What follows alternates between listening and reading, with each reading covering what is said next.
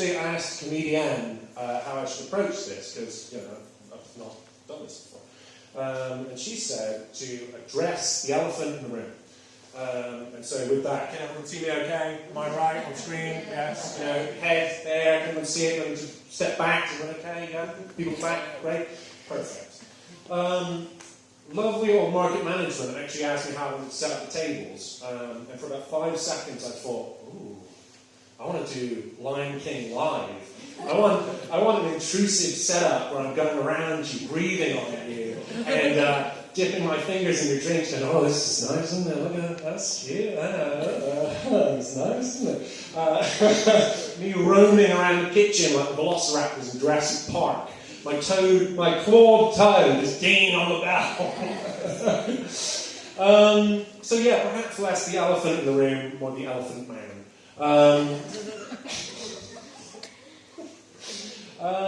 Yeah, it's full circle to come back here, actually. Obviously, I used to work here for a very long time. Worked here for multiple years. And it's come full circle. Come full circle. Because I used to work here, obviously we shot film here, and now I'm here, and we're doing this. It's great, it's fantastic. I've since moved to Reading, and what nobody tells you about Reading is that it has nothing. Nobody says that about Reading. Nobody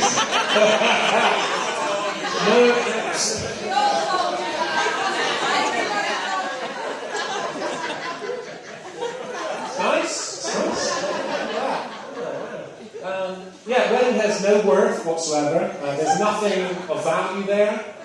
It's an empty wasteland. Yeah, nobody tells you that about Reading. I went on a date recently with a girl in Reading. This is, classic stand-up stories. And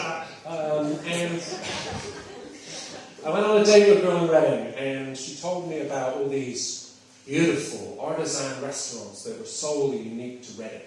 All these cosmopolitan places where you could eat, try food, incredible. Wonderful. And I know that one is supposed to stretch the truth somewhat at first date. I personally never have. But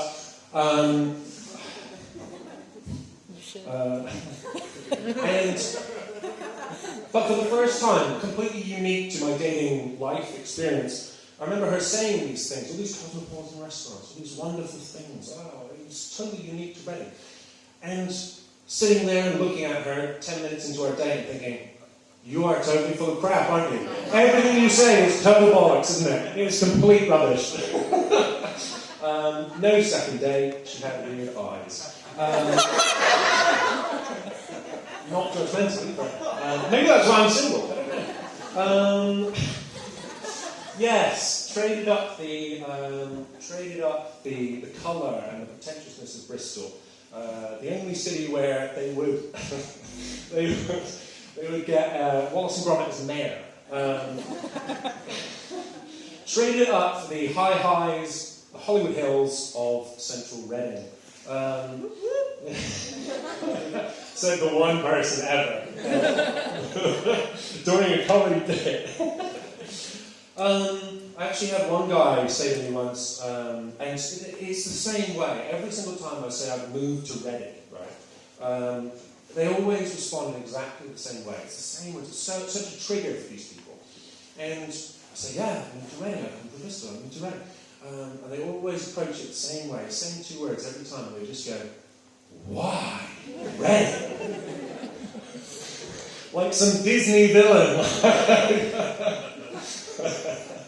And they're entitled to. Yeah, there's nothing there. I had one guy, he said, the one positive I've ever heard of Reading was, he went, oh, Reading, right? He said, why Reading? And then he thought for a moment, and then he went, nice train station, though. Yeah! And before he could even finish, he went, not sure about those escalators there. He's right, they're very big, they're very long. Very long, very scary.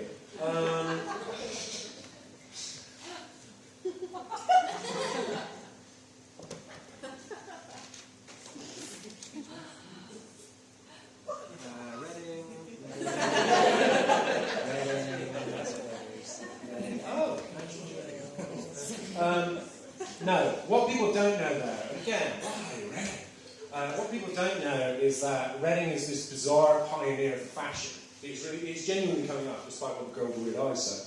And genuinely coming up is this black sheep for fashion. It's really bizarre. And I went into a store recently, and I am, a man of fashion. And if you know me, I love a Hawaiian shirt. I love a Hawaiian shirt. When I would love a Hawaiian shirt, I love the garishness of a Hawaiian shirt. I love just how loud they are, right? And so I went into a store recently in Reading, right? And it had two very distinct sections completely dedicated to Hawaiian shirts, right? And on one side it just says, gay. Other side, right? Fat guys. And I'm sitting in the middle going, I can eat more, but I get so directly between heaven and hell.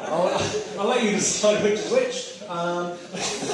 Between time and extra large space. Between Dwayne The Rock Johnson and a hard place. I'll let you decide which is which. To the point where the last time I was here, there was a do. I was invited to it. Ex-staff. For some reason, I haven't worked here for a year, but free booze. And it was a do, and I was specifically told, right, dress to impress. Okay. And I thought, my mind goes everywhere. Where possible, what possibly could I wear?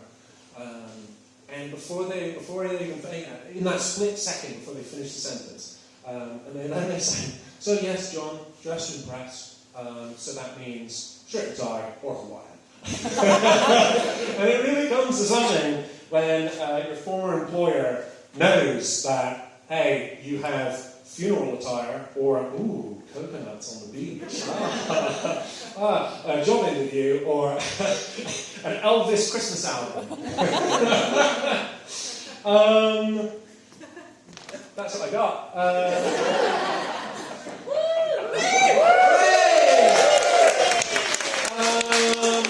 And on that, how long was that? 12. It's only 12. 4 minutes goes by.